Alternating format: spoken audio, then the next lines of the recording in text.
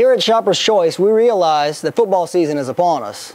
And with football season comes football parties, house parties, and especially tailgating parties. So we've put together some simple recipes of some delicious food for tailgating, football parties, large gatherings. The first couple of things we're going to do is going to be an incredible fresh salsa, and then we're going to do a fresh guacamole for the tortilla chips. You get to the store and get about 8 medium-sized tomatoes, like this, nothing special. You need 2 limes, 1 lemon, half of a green bell pepper. You can use colored if you'd like. You need half of a purple onion, 2 serrano chili peppers, and 2 jalapenos. Serranos look like this, and jalapenos look like this. If you can't find serranos in your local store, 4 jalapenos would be fine. One bunch of cilantro, fresh, and 2 cloves of garlic, some kosher or some sea salt, and some freshly ground black pepper.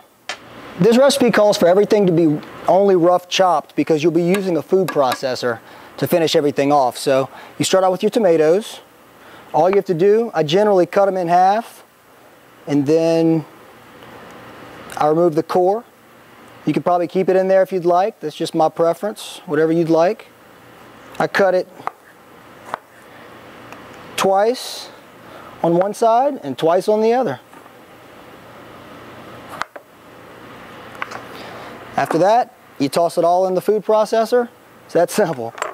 Now, because my personal preference is to have some puree and some chunks in my salsa, I usually put 4 of the rough diced tomatoes into the processor with all of the rest of the ingredients so that it'll puree all this stuff up fine. And then I go back with the other tomatoes and do some pulsing, which I'll show you guys, and leave some chunks in there.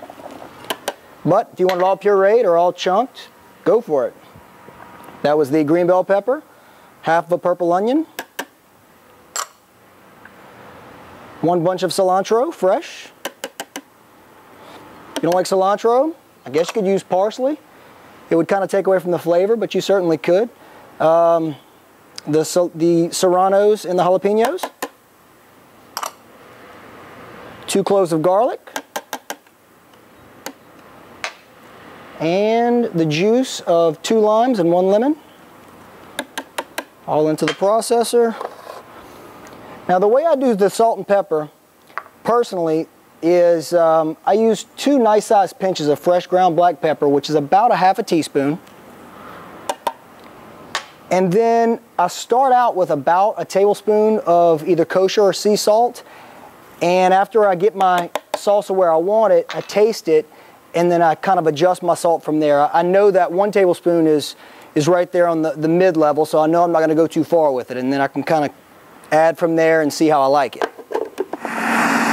You're going to puree everything up until everything's good and blended. You're looking at probably 30 seconds to a minute, no more than that.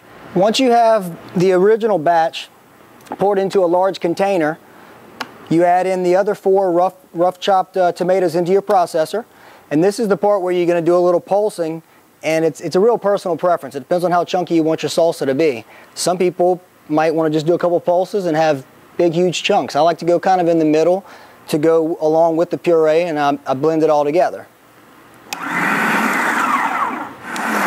So for me, that's 5 or 6 good pulses.